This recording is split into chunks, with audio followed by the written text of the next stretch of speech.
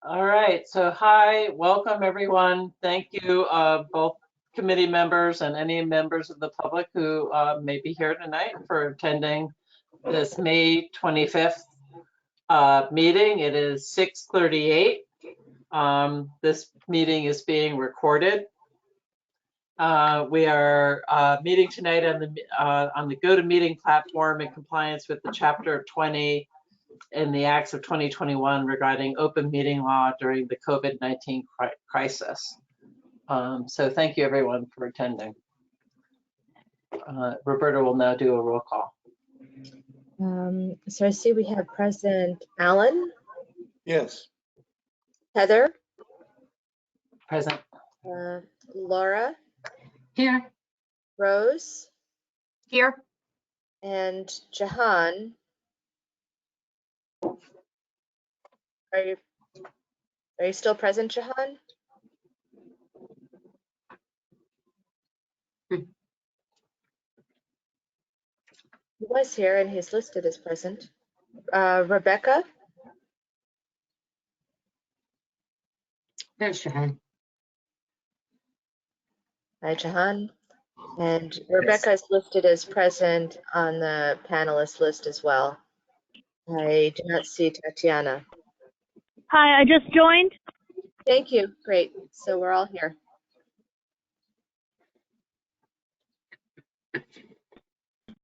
All right.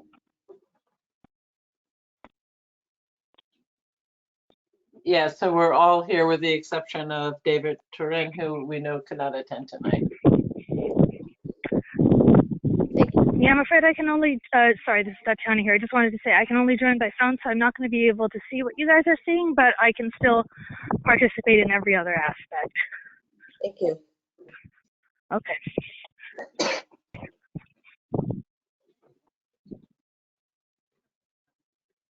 I didn't print out the meeting agenda to refer to. The next is approval of the meeting minutes from April 27. So does anyone have comments on the meeting minutes from April 27th? I personally do not. Any corrections or comments? No? You're doing such a good job with the minutes there, Roberta. Can I have a motion to approve the minutes?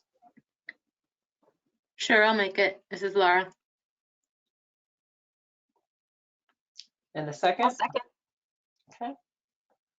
All right, so I'll call the roll. Rebecca? Yes. Jahan? Yes. Rose? Yep. Laura? Yep. Alan? I'll abstain, I was away. That's true, you were. And Tatiana? Yeah, I'm here. And I think Tatiana, were you also away last month? I was not able to participate last month, no. Okay. And then is there anyone who else I didn't call who is invisible? No, I don't think so. All right. So the minutes are approved. Great. Next on the agenda is the annual review. So I have a PowerPoint presentation, which I am going to project. I'm sorry that you can't be able to see it as well, Tatiana. I'm going to take a moment to share my screen. Slideshow.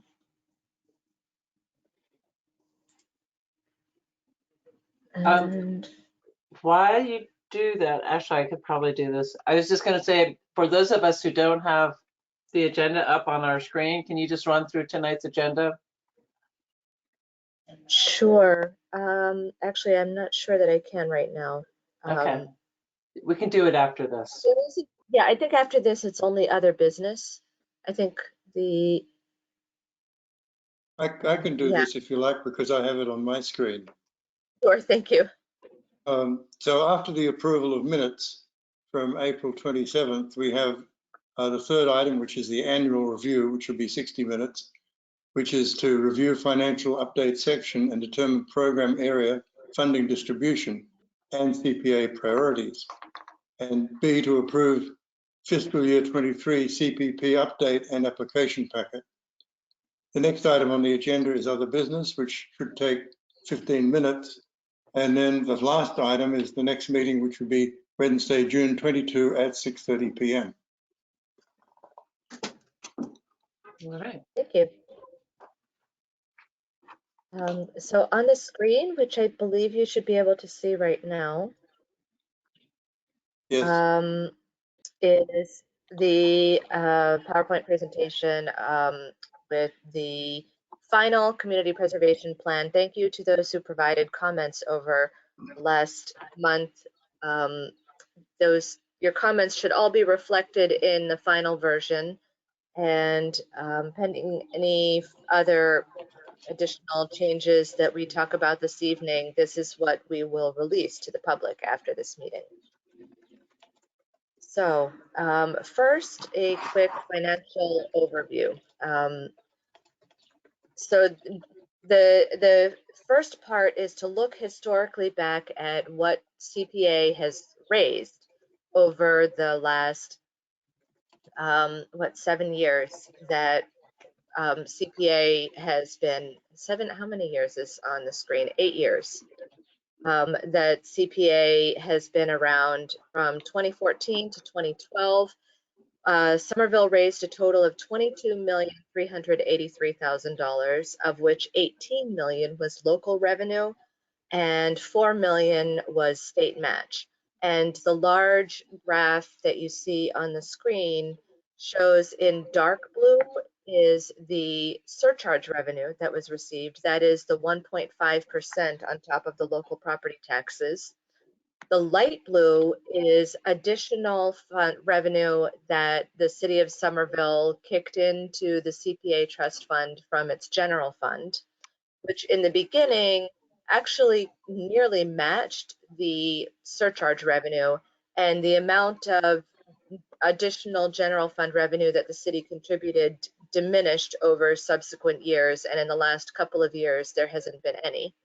But in red is shown the state match, and the percentages that are on top of each of the bars are the percentage of state match against the local revenue.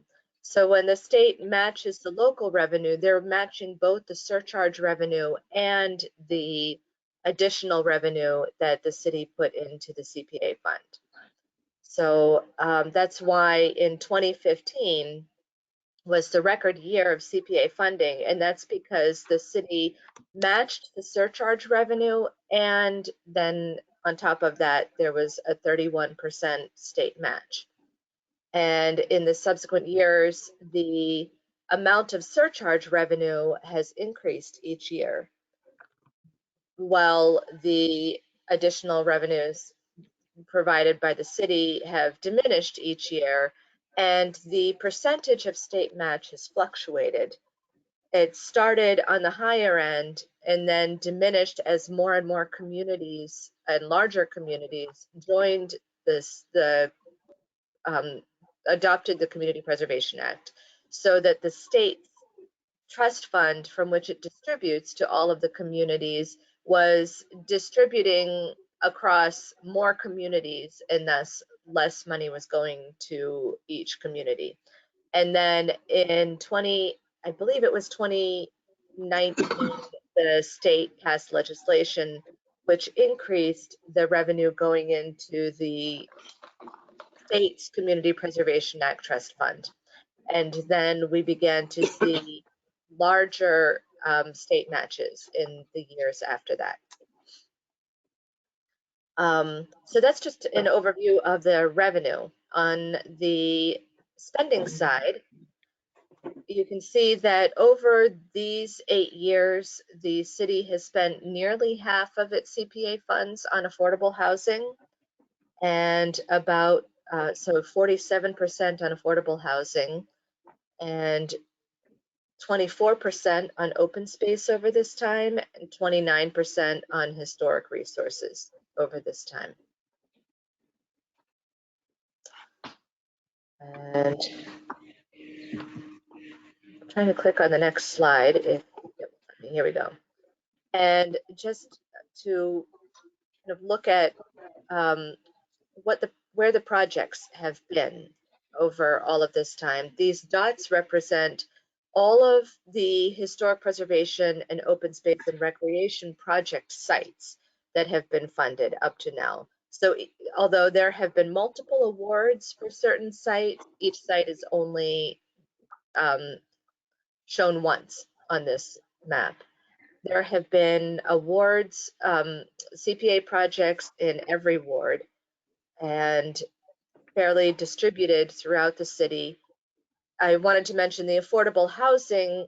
There are only 2 dots that appear on this map because most of the affordable housing projects to date have been in scattered site housing programs where it's not tracked or not publicly shown where each individual housing unit is that CPA has funded through the 100 Homes Project. Also, CPA has funded a lot of programs which are providing assistance to households who are living throughout the city. And likewise, they're not tracked on the map.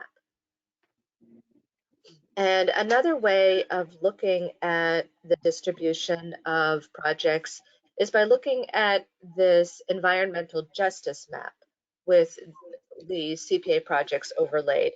Environmental justice geography refers to census tracts that have a concentration of minority, low income, and non-English speaking households.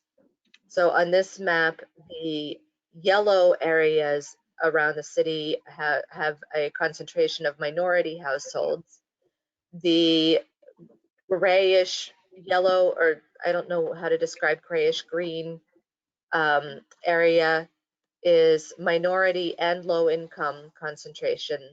And the pink area on the far east edge of the city is minority and English isolation households.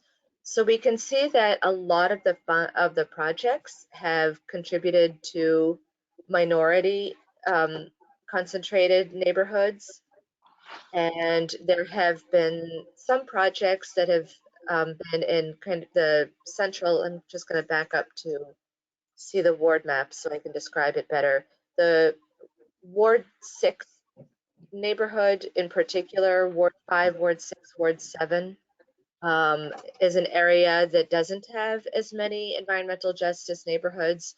And in fact, the majority of the projects have been concentrated in neighborhoods that serve in vulnerable communities, according to this map. So the spending that I quoted on the previous slide included some projects which were bonded. As you know, as we just discussed in our previous meeting, in fact, CPA funding can cover or the city can bond against CPA funds in order to provide funding for larger projects. So to date, we have bonded projects including the West Branch Library, the 100 Homes Project, and just this past month we approved, we recommended bonding for the Clarendon Hill Redevelopment Project. That's still pending City Council. I believe it's going to be on the City Council agenda next week, is when that's pending. So this totals $12,500,000 amount of bond, which amounts to approximately $728,000 annually for debt service against these bonds.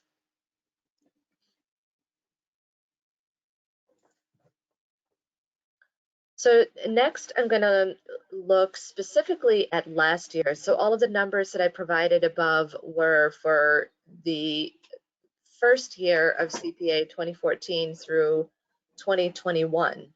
And just looking at what we funded last year alone, the amount of revenue, the total amount of revenue that was available last year in FY22 was 3.6 million. And out of that, the administrative budget was 5% of the total amount available.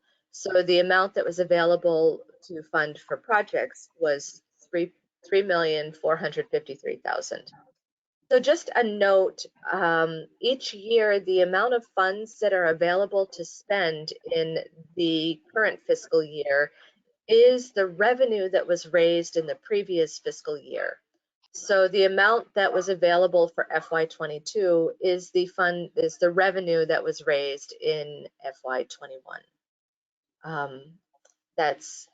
I personally find it very confusing. But I think that it's clear enough. So I'm happy to try to explain if anyone has questions about that. So out of the funds that are available, we provided funding to all of the projects that are listed on the right-hand side of this table. This is in recent memory for all of you, but just to kind of give a look back at what we've just done. 57% of the funds went to affordable housing project. 57% of the spent funds went to affordable housing. 18% of the spent funds went to open space and recreation, and 25% of the funds went to historic resources. And so the total spending was 3.1 million. We did not actually, there was some funds that were left over and carried over that will be available this fiscal year. So the projects included the Somerville Affordable Housing Trust, debt service for the 100 Homes program, the Land Acquisition Fund, Glen Park Community Gardens, Somerville Junction Park, Somerville Museum, Grace Baptist Church, Elizabeth Peabody House, and debt service for the library. And so the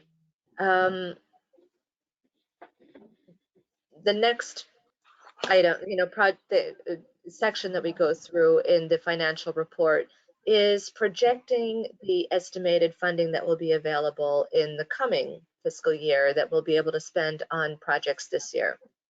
So based on the estimated surcharge revenue from FY22,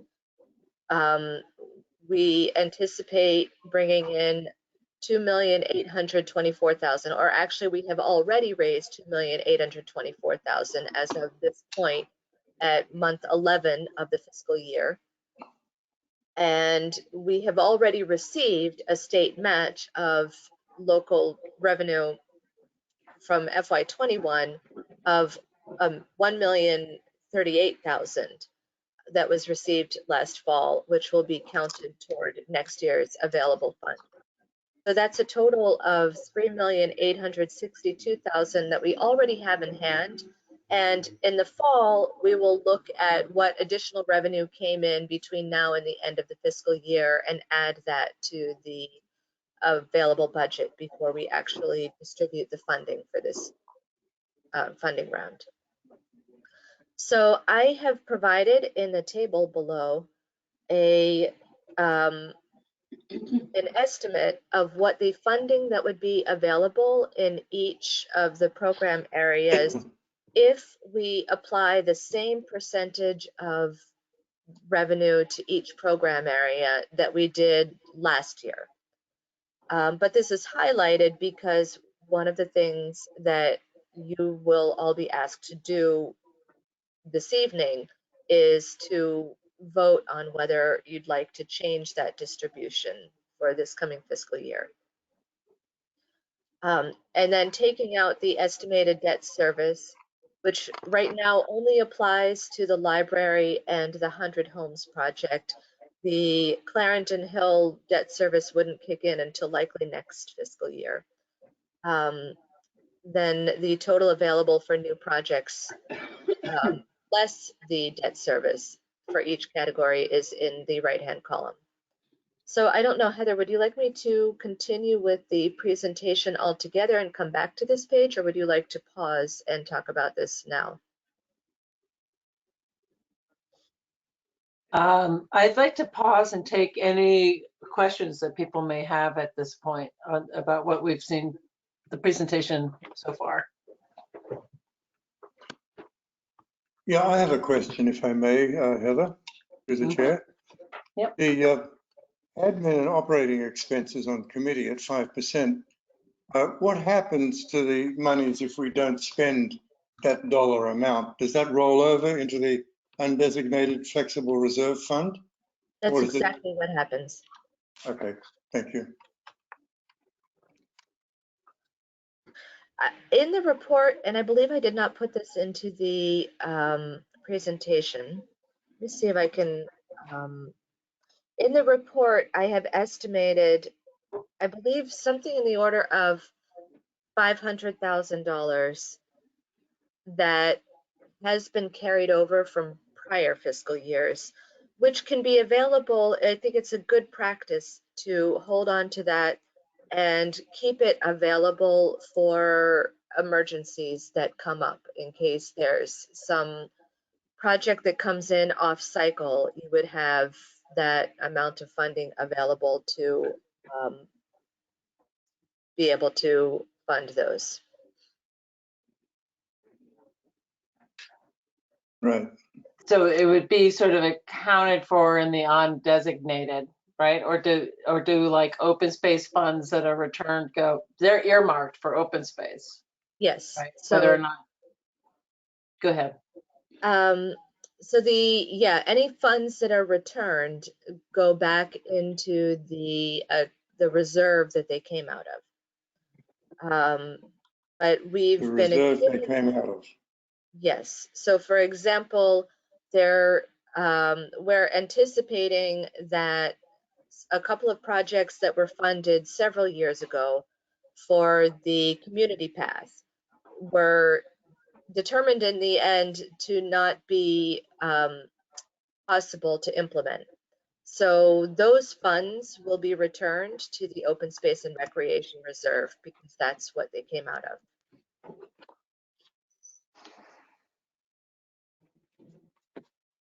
Okay.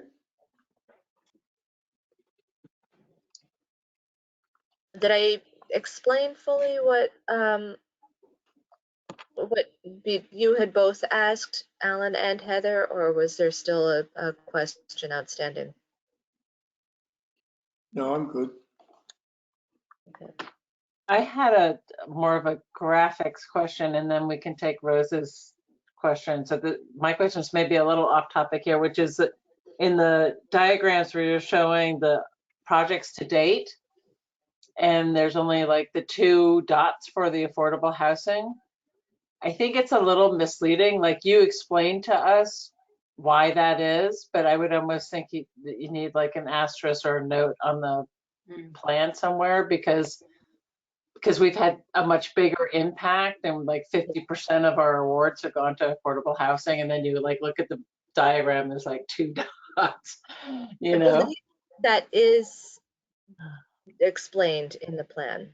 I don't know It's if, explained in the plan, but just on the graphic, I wonder if you need a small note saying, yeah.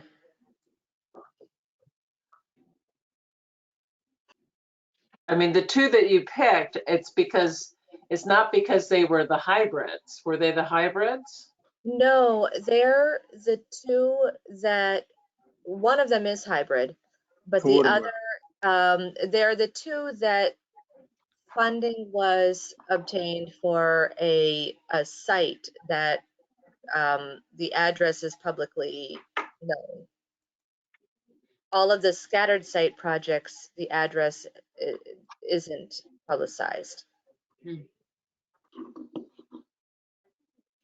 Yeah, note that Okay. most of the affordable housing projects are not shown on the map because they're citywide programs or scattered site affordable housing projects.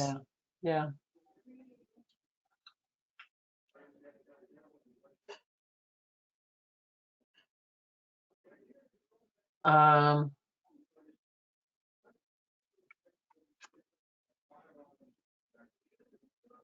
All right, well, maybe it's a small thing. I'm just thinking of people who scan through reports by looking at the diagrams. Maybe bold that section you have highlighted now. Okay. All So right. just out of curiosity, does that mean we don't do signs? We won't, I know that we haven't really had a practice of doing CPA signs, but we don't do signs at sites where the address is for the 100 homes, for example. That's a great question. So we are working on CPA signs for all of the projects. And my hope, I have to coordinate with, get multiple parties to agree on this solution. But my hope for the 100 homes projects is to be able to post our sign, our CPA medallion on a street sign post in the neighborhood of where those are located. So not marking the individual house, but just having a sign in a public location that says CPA has been here. That was I think the solution that the Affordable Housing Trust and the Somerville Community Corporation both agreed to, but I also need to get the city to agree to put the signs on signposts. And then that could be, I know it could follow down the road, but that could be a way that we're able to track on our map, where we have, wherever there is a medallion, we can do an affordable housing dot. Yes, and it doesn't have to be specific to the address. that's true. Mhm. Yeah, and we might be able to have, I would love to be able to do this mapping myself rather than try to explain a lot of complicated details to Mhm. our GIS person, but we might be able to have like a different kind of marker for 100 homes versus these other types of projects that are larger standalone projects. Mhm. And then can we look at the pie chart for the current? Yeah. Oh, that's the historic current. If you add up those percentages, they don't add up, do they? Do they? It does. Okay. So I was just here, graphic thing, open space, capital S, historic resource, capital R. Yes.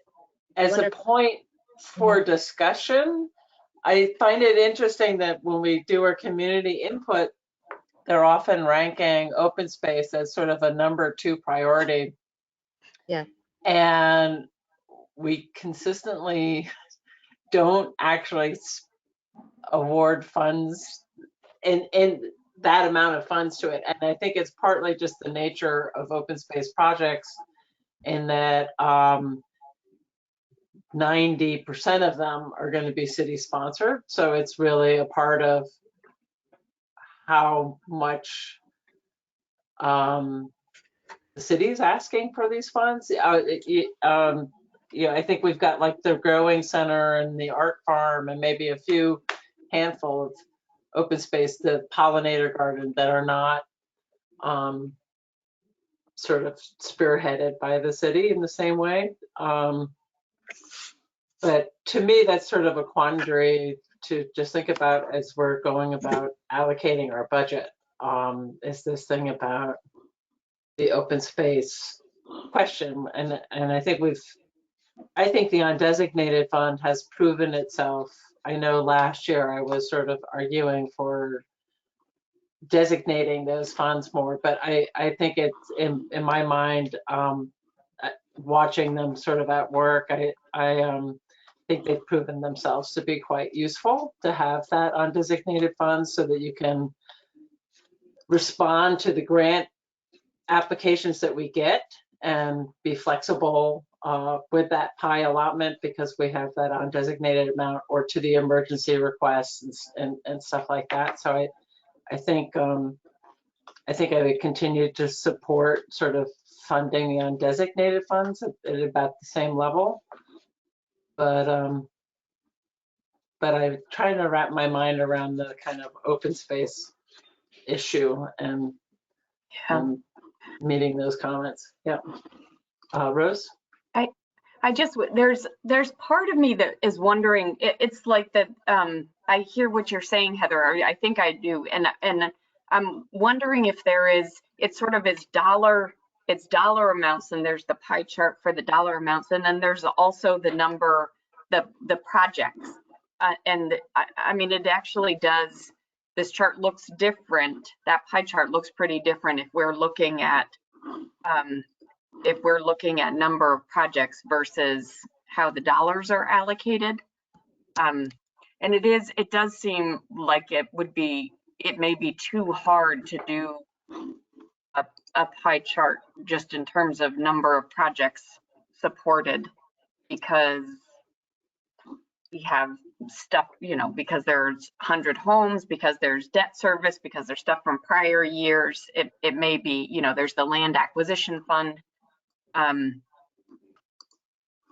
But I mean, just to, it definitely, how of these different categories, though, housing, it's the, it takes more dollars to make those projects happen. And so that makes sense, but it sort of ends up looking a little skewed. And it would be, I don't know, am I touching a little bit on your point, or not really? I'm unmuted. Yeah, no, I'm not arguing against like changing how much we fund for affordable housing, and I hear your point is sort of like, just because the dollars parse out that way doesn't mean that the impact in terms of number of projects is equal. Right. To that. If I might also make one point about the historic resources projects, is that if you look at the specific projects that we funded, while the proportion of funding doesn't align with what with the intention that's been expressed in the past, the actual projects themselves are aligning very closely with the overall community goals and values that have been expressed in numerous planning documents and by the public, in that the Grace Baptist Church, the Somerville, is the Hispanic Association for Community Development, and the Elizabeth Peabody House are both organizations that are providing economic support, nutrition assistance, childcare. These are programs that are very important and have also been identified as high priorities for the community. And the Somerville Museum also being able to expand accessibility. So the projects, I'm not sure that the distribution, that the intent of the distribution captures or reflects the kind of impacts that these historic preservation projects have been having, which actually do align with your overall goals. Yeah, I would just add to what Roberta just said. I think that's a really good point, that is in line with our values. I noticed the same thing, Heather, that, oh, wow, that's a lot more, 25% versus 18, given the input we get over the years when we survey community members and such. And one thing that comes to mind, just kind of sifting in my head, the hearings I've attended over the years, is that these the open space projects are really big and involved, and you usually have to get an arm of the city into it, and it takes, you know, years, 5-6 years to happen, whereas these other projects are more contained, you know, the ones on this list, right? And so a smaller outfit like one of these nonprofits listed here can kind of take it on and push it forward in a much faster way. And so I guess I think Roberta raises a really important point that we are in line with our values. And yeah, it's skewed, and I noticed it too. But I think I guess I'm just thinking we should still feel good. We can still feel good about this list when we talk over all these different factors. Is my thinking.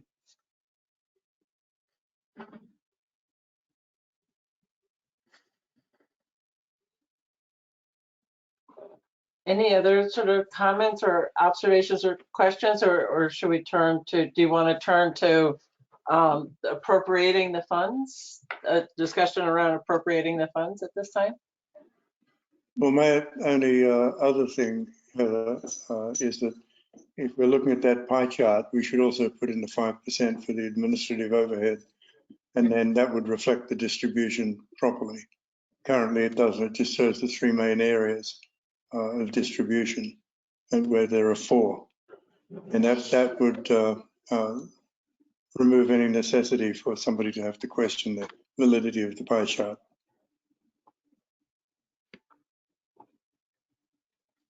The other thing that this pie chart doesn't reflect is the funds that weren't actually spent. No, well, it doesn't really have to do that, I don't think. But I think it should represent the percentage that was taken.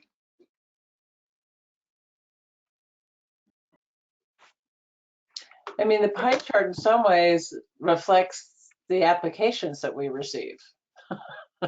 You know, this was sort of our grant pool, and this was how we distributed the undesignated funds, resulting in this pie chart, you know. So it's just, I think we could put as much as we wanted in open space, but if we don't have the grant applications for it, it's not gonna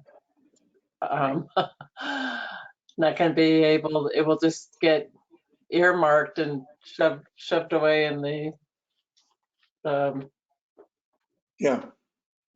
space fund until it's called upon, right?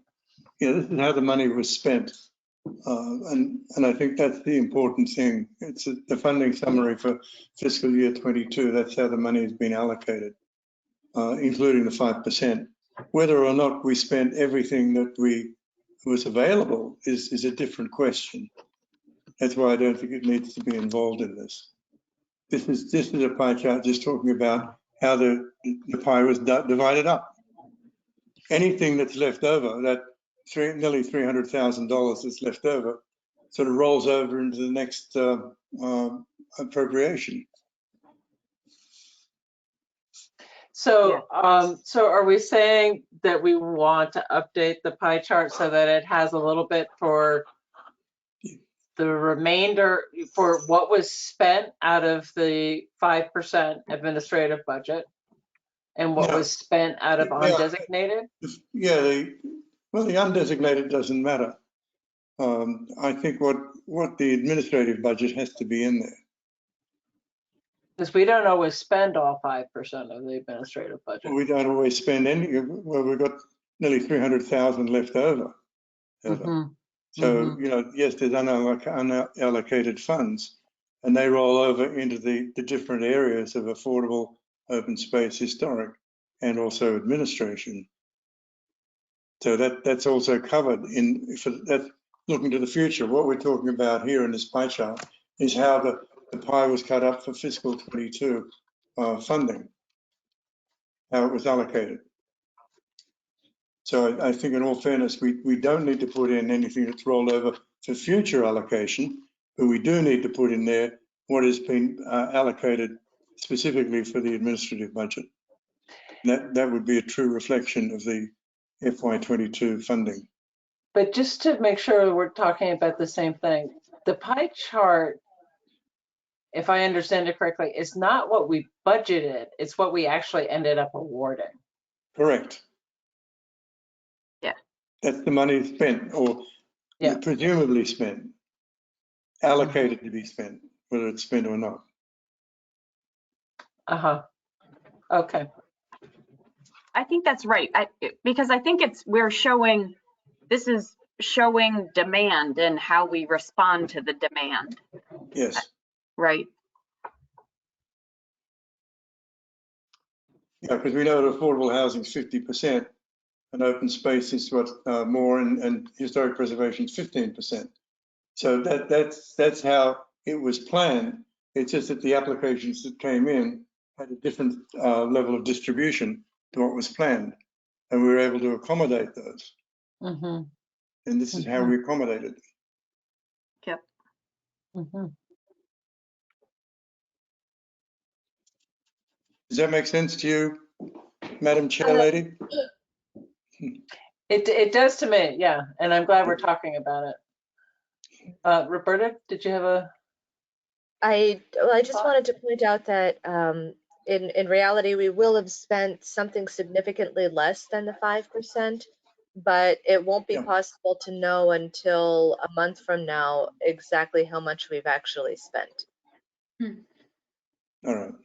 So what may be easier is to include the administrative spending for the FY 14 through 21 on that chart. To show how much of the spending that we can already account for has gone to that. Or it may be possible to estimate the amount of spending that's gone has gone to administrative this year.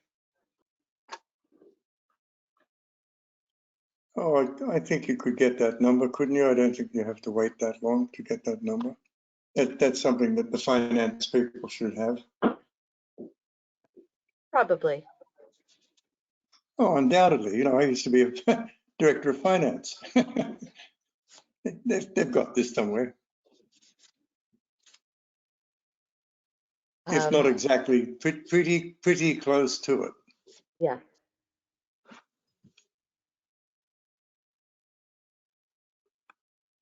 Yeah, I can see. Saying June because you're on a June to June fiscal. Yeah.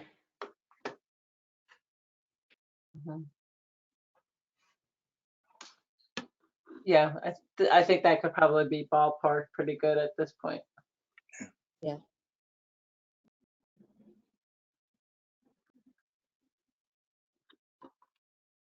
So the question then, and we could, if you wanted, we can talk about this now, or we could finish going through what the priorities are in each of the program areas before we come back to this page. Whatever's most helpful for you all. Does anyone have a preference? No, I suggest we just move on, keep going. And then come back? Okay. If we need to, yeah. Yeah. Well, we will need to come back to vote on the column that's highlighted here. And just one comment, I know we'll come back to it, but I am thinking that it would be great just as a marker to see if we could add a column to the left of the percent of fiscal year 23 CPA revenue that maybe shows what the previous year was, just so there's so we've got a benchmark. Okay, for your information tonight, the numbers that are highlighted are last year's numbers. Yep. Okay. But I could add a column in the report so that that's recorded going forward as well. I think we should vote on this now before going over the rest, because it's in our minds right now.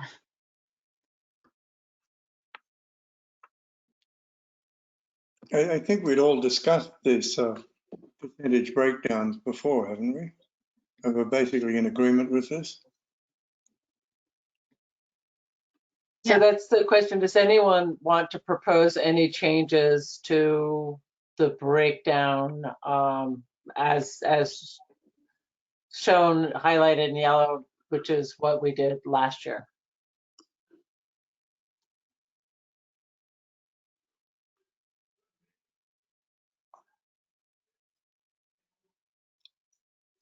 I'm happy with the way it is. Yeah, so I'm not hearing any suggestions or recommendations for changes. I myself don't have any. So do we take a motion on that, Roberta, to approve these allocations? So can I have a motion to approve the fiscal year 23 funding? Community housing, I'll do this for the recording. Community housing reserve 50%, open space and recreation reserve 20%, historic resource reserve 15%, undesignated flexible reserve 10%, admin and operating expenses of the committee 5%. I'll move that. I'll second. Great. I'll call the roll then. Alan, Yes, Heather, Yes. Jahan, Yes. Laura, Yes. She seconded, Alan Oh. moved it and Laura seconded it. All right. Rebecca, Yes. Rose, Yes. and I do not see Tatiana among the panel. Tatiana is here. She's dialing in. That's right. We can't see you on the list. So Tatiana, Yes. all right. So the motion Jahan? passes. We'll maintain the same distribution going forward. Did we call in Jahan? Jahan, Oh yeah, okay. yes. sorry. All right. So just reviewing the community preservation plan priorities. This is what we spent most of the time in our previous meeting talking about. And so I have taken your input, your feedback on what I had suggested in the previous draft and have made what's shown on the screen and what's in the report now that you had to read before this evening's meeting is the final content for the community preservation plan priorities. See if I can recall any highlights of what I changed. I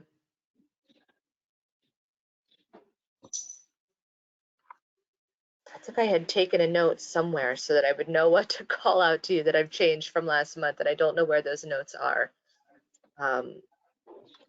So we're overall priorities are projects that are consistent with the community's values, improving accessibility for all members of the community, incorporating sustainable practices and design, receiving endorsement from other Somerville boards, commissions, departments, and community groups, or from city, state, and federal officials, projects that are consistent with goals and priorities established in other current planning documents, projects that address 2 or more of the CPA focus areas, and projects that support Somerville's diversity, including support to immigrants regardless of their status. And also, among overall priorities are projects that use CPA funding strategically.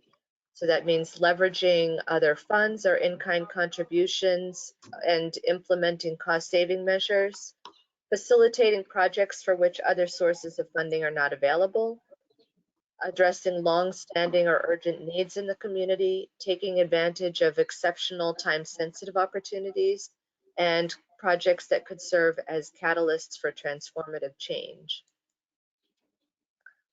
So the open space and outdoor recreation priorities, I know that we had a bit of talk about, I believe it's priority number 5. So that is to create multi-generation. So I've edited the language that was in the previous version to state now that we're going to create multi-generational spaces and provide a range of opportunities that reflect demand for participation in outdoor recreation for people of all ages. And in addition to that, the priorities for open space and outdoor recreation include supporting the acquisition of land for publicly accessible open space and recreation, rehabilitate and restore existing recreational land according to need, increase access to water in outdoor public spaces, increase availability of all types of trails for recreation, supporting environmental resiliency and improving the health of wetlands, shorefronts, as well as increasing urban tree canopy and native plantings, and creatively and coherently combining multiple uses that meet community needs. The priorities for historic preservation include to make historic public and institutional buildings safe and accessible, preserve iconic Somerville landmarks, preserve the historic character of Somerville neighborhoods, and to preserve and enhance access to Somerville's historic assets. And finally, community housing priorities. In accordance with the needs identified by the Somerville Affordable Housing Trust, the CPC prioritizes housing projects and programs that create housing that's permanently affordable to households at 100% of area median income or below, provide affordability for households earning 60% of area median income, support mixed use and transit oriented development, prioritizing mixed use projects within a half mile of rapid transit stations, particularly the Green Line stations, prevent the loss of affordable housing units, in particular units that have expiring subsidies, and preventing homelessness and providing housing units or other support for homeless and formerly homeless households. And that concludes my summary of the community preservation plan. So this would be a good moment to just pause and invite any reflections on the community preservation plan overall.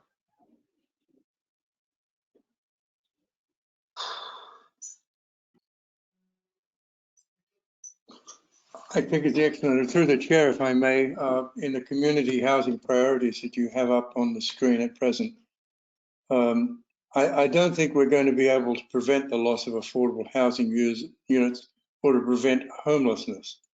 But I think what we can do is take best measures in order to prevent the unnecessary loss of affordable housing, because we're not in a position to really prevent it.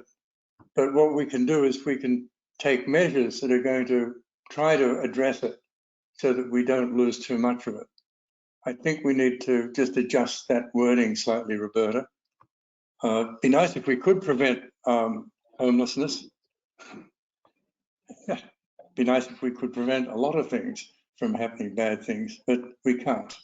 But what we can do is we can take steps to put mechanisms in place that would reduce the exposure to loss or something like that.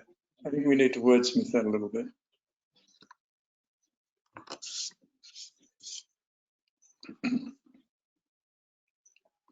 Okay. Does that make sense? Yeah, although I think that the intent of this language is not that we're going to prevent these overall across the community, but projects that address those intentions are prioritized. Yeah, well, when you're talking about priorities, you could say address best efforts to prevent and reduce homelessness.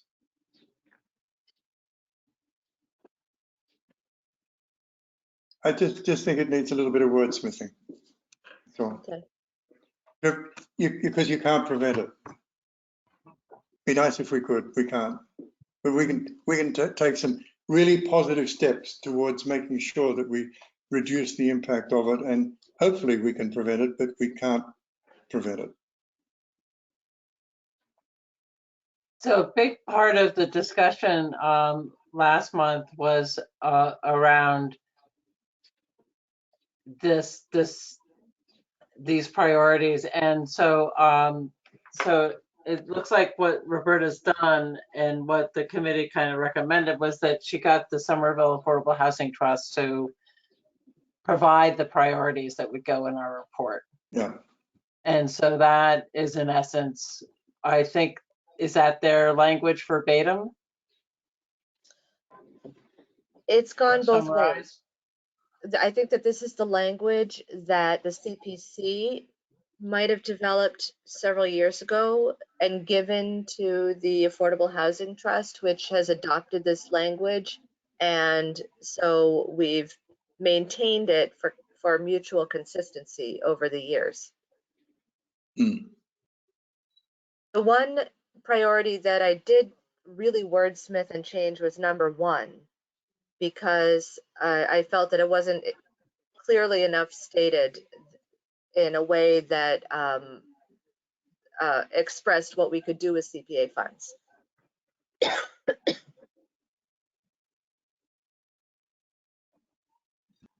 Part of that is that we can fund projects that are in a different AMI than the federal funds can fund.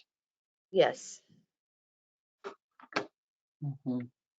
Is it important in the context of the first point to spell out what AMI means with AMI in parentheses after that? Because then you follow on in number 2 to talk about 60% of AMI. Some people might not understand what the AMI is. Just for clarification. Yeah, in the presentation that might be helpful. In the report, that's spelled out.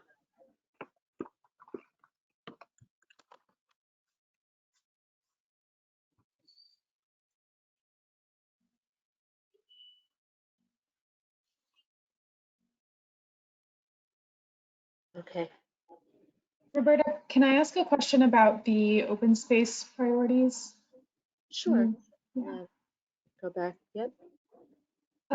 So number 6, support environmental resiliency, improving the health of wetlands and shorefronts. I guess I'm curious about like CPA's like ability to fund this in the past, just because I know that PSUF is limited because it's all DCR property along the shorefronts. And so I know that there's been a lot of good work at like Draw 7 and different parks around Somerville, but I'm just not sure. I don't know. Are we able to contribute to that? And have we been able to work with DCR? Or I just don't want us to put a goal in here that we can't contribute to because we don't, we can't touch DCR property.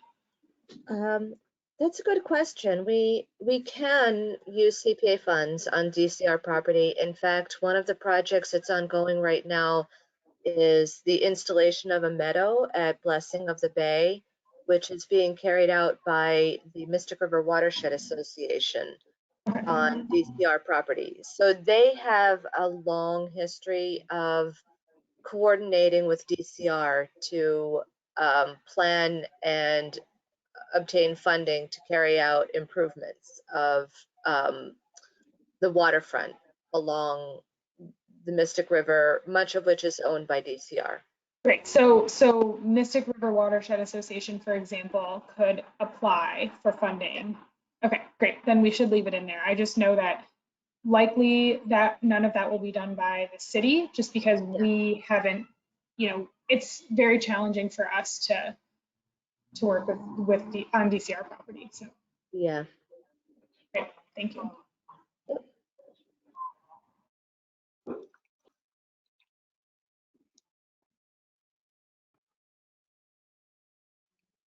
But I think the wording is quite good on that, Rebecca, because what it's saying is that we're going to support the environmental resiliency, which is including improving the health of wetlands and shorefronts, as well as increasing the urban tree canopy and native plantings. So the supporting of it, I think, is key in that. So I think the wording on that is particularly good. I agree.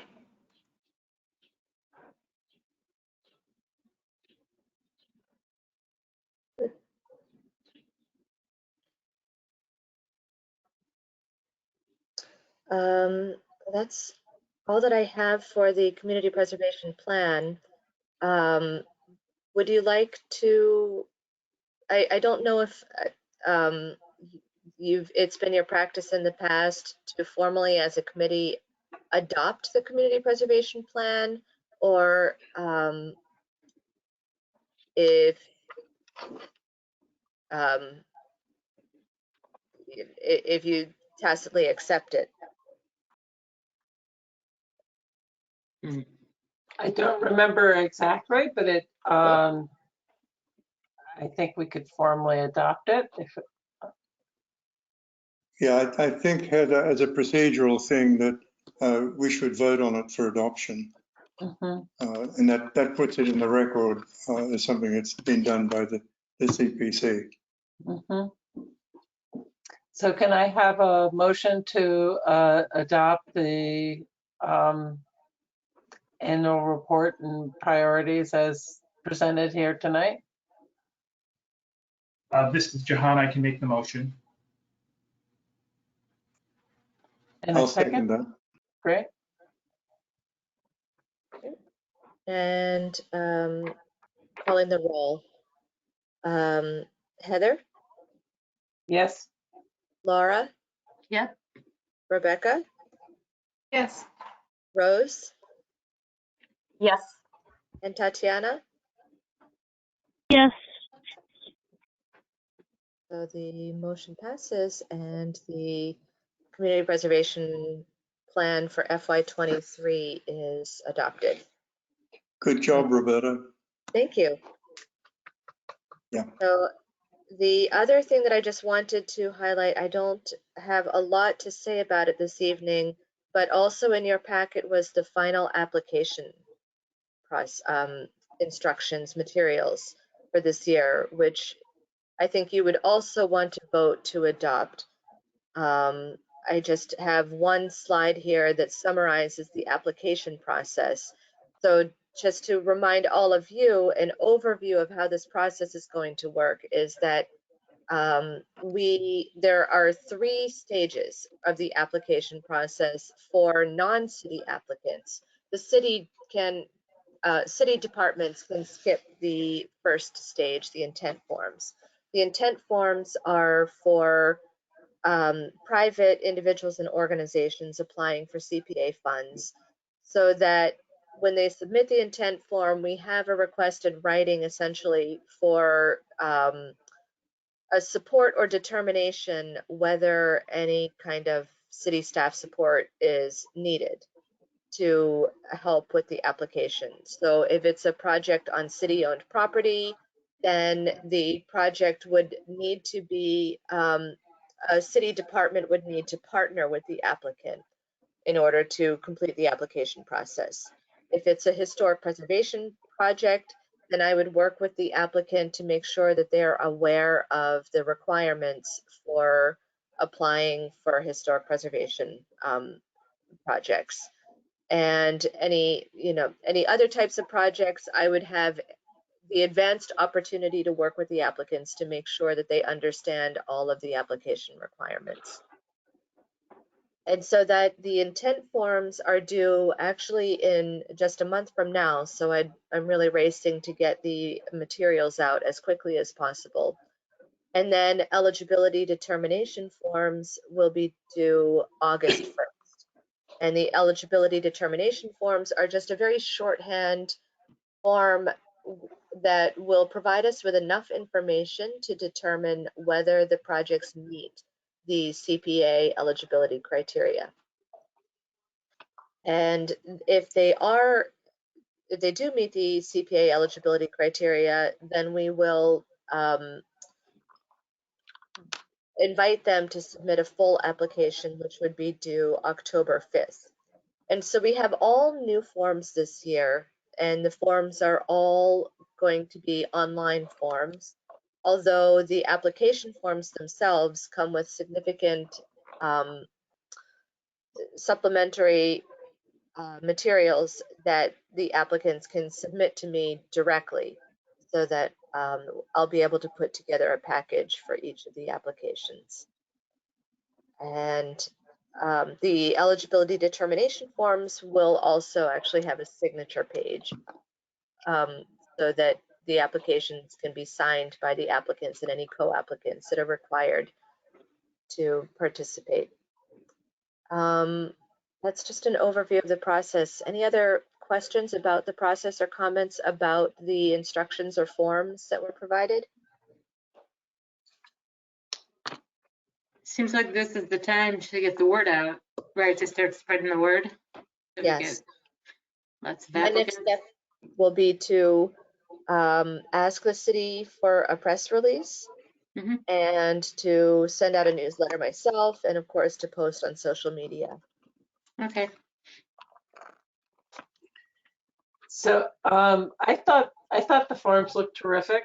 I did have a question where the forms use the term community housing instead of affordable housing. It's is there an intent there? Like I wasn't quite sure. I wasn't quite sure about that. Sometimes people sometimes people think of the term affordable housing as meeting the specific definition that the state has for affordable housing, that it is affordable to households earning 80% of area median income and has a long-term deed restriction. And community housing is a little bit looser term. So for CPA, we allow the housing that's affordable to households up to 100% of area median income. And we also can entertain programs, CPA funding for programs that make housing affordable to households. So it's maybe, I don't know, it might be more confusing to use the term community housing, but the intention was to not confuse with any legal definition of affordable housing.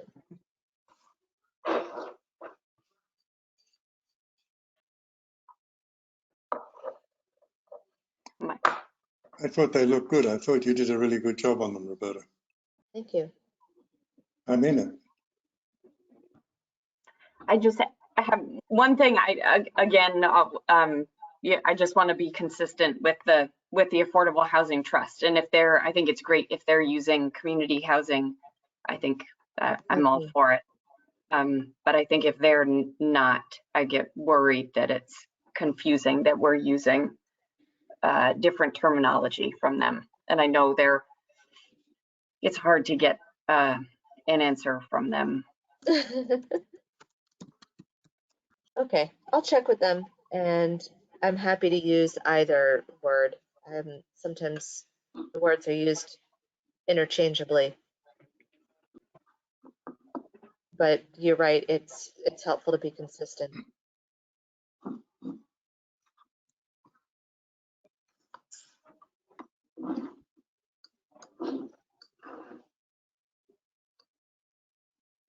Well, does anyone want to move to accept the application forms with any of the revisions suggested? I guess there was no real revision suggested yet, or alignment We sent suggested. them, right? I mean, I know I sent them, and Roberta. Yes. I feel like that's done. Yeah. Our chance to revise or to suggest is over, to my mind, because she sent it out to us in between. So Yeah. I'll make a move that we accept the packet as is. I think it looks great, Roberta. Thanks. I'll second. Great. Was that Rebecca? Yes. Okay. Then I will call the roll again. Alan? Yes. Heather? Yes. Jahan? Yes. Laura? I made the motion, but Oh, okay, Yep. sorry.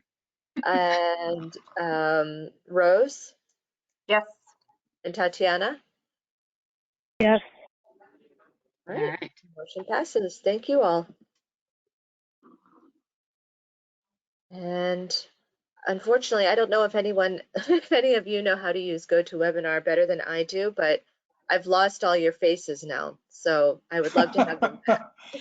You lucky thing, you. I hate GoToWebinar. I'm really not at it. If no one can tell me how to get the faces back, then you'll just have to bear with me not being able to see you while we finish the conversation. We have a Um, faceless committee today, and Apparently we do. So other business is next on the agenda, and I have a few things that I wanted to just share with all of you. So first of all, I wanted to talk about CPA awareness. As was mentioned a few minutes ago, I will be sending out a newsletter to announce the launch of the funding round, and will request the communications department to send out a press release, and wanted to see if the rest of you had any other suggestions for ways that we can get the word out about the opening of the funding round. okay. Unfortunately, we were unable to make it to the Groundworks event at South Street Farm a few weeks ago due to traveling and illness and all of the reasons that all of us couldn't make it. But we'll look for more events over the summer, and I'll be letting you know at the next meeting or by email if before then if there are opportunities for tabling again. You may have, I don't know if some of you may have noticed already some lawn signs appearing at several project sites around the city that are currently in progress. There are only a handful of those sites, mostly in East Somerville. But I've been getting the lawn signs out there. And I'll be ordering permanent signs hopefully within the next couple of months. Now that I've finished with this plan update, I'll have time to put the permanent signs back on the front burner. So that's what I have going on for CPA awareness right now. A couple of projects that we anticipate coming up over the next month is, or the next couple of months anyway, I'm not sure exactly when they'll come to the table, is first of all 35 Richardson, a project that you had voted on last year or a couple of years ago to acquire open space in conjunction with a Somerville Community Corporation project, where they were going to be creating a parcel of open space that the city would own in addition to an affordable housing development. And the Somerville Community Corporation has not been able, for a number of different reasons, to be able to make the project go forward in the way that they had originally envisioned. And so they're going to be coming back to us after they have a final resolution to propose for how to create the open space. They're going to be coming back to the committee with a request for a change in scope. And secondly, we'll be anticipating an off-cycle request from the Somerville Museum to cover additional expenses relating to the elevator installation. They have ended up having additional change orders that they didn't anticipate previously. So they're working on a submission that will be included in the June meeting agenda. And just a small update, the LHD small grant program is scheduled to be approved by the Historic Preservation Committee in June. So then that program can get launched. Good. And I think that's all of the updates that I have. Did I include in the meeting packet the calendar? You did. I Yes. did, okay. So I won't pull that up right now, but all of these things are reflected in the calendar, at least the off-cycle application and the 35 Richardson change are reflected on the calendar for next month's agenda. And I'll keep trying to put that calendar out there so that you all can anticipate what's coming up over the rest of the year. Okay. Do you have any update on what's the Magoon something house? Yes, the Magoon House. The architect is at work. preparing the building assessment for the Magoon House, and their assessment will enable the homeowner to be prepared to submit an application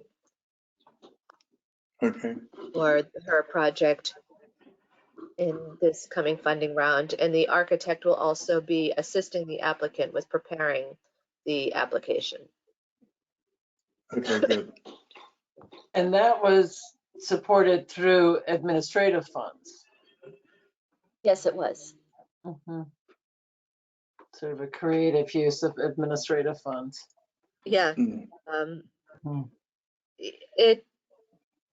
I think this project was kind of a unique situation. It could happen again, that a project both requires and merits the kind of support to be able to be fully ready to be vetted for a CPA application. Yeah.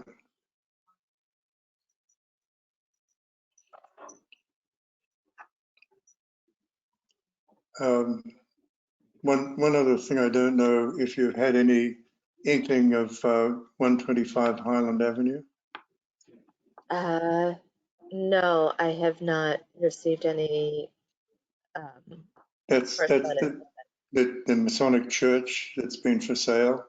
It Yep. was just declared a local historic district, Okay. and the intent is to rehabilitate that and make that into affordable housing with more affordable housing at the back of it. So I think that's something that's going to come on the radar pretty quickly. Okay. So that's actually, there's open space involved in that too. So that might be one of those good bundled projects that we could look at. Mm-hmm. So you've got historic preservation, you've got a lot of affordable housing, probably up to 40 units could go in there, because Wow. it's a huge area at the back of it. And then you've got the open space, which is a huge area at the front of it.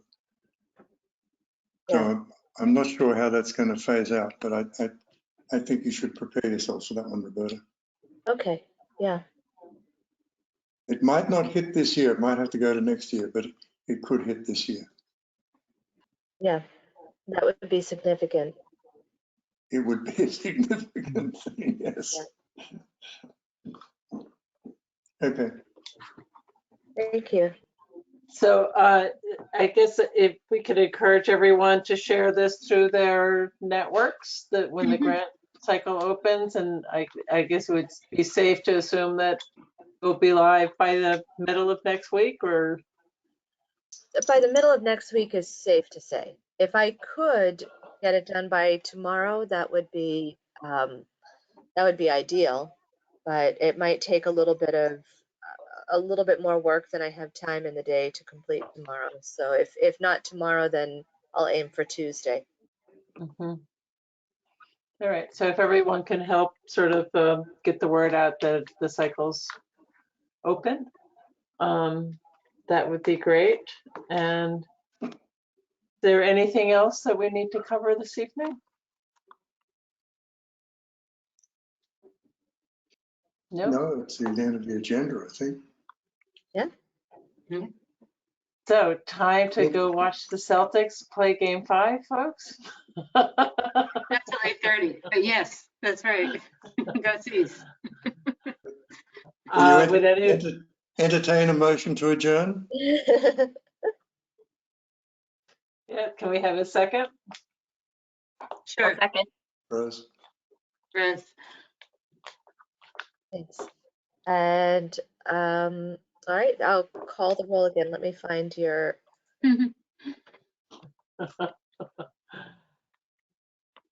Okay. Heather, Yes. Jahan, Yes. Laura. Yes. Rebecca. Yes. And Tatiana. Yes. All right. That is everyone. Meeting is adjourned. All right. Thank Next you. meeting, Thank you. Wednesday. Yep. Thank you. Great meeting. Great Great job, work, Roberta. Roberta. Great job, Heather. Thank you.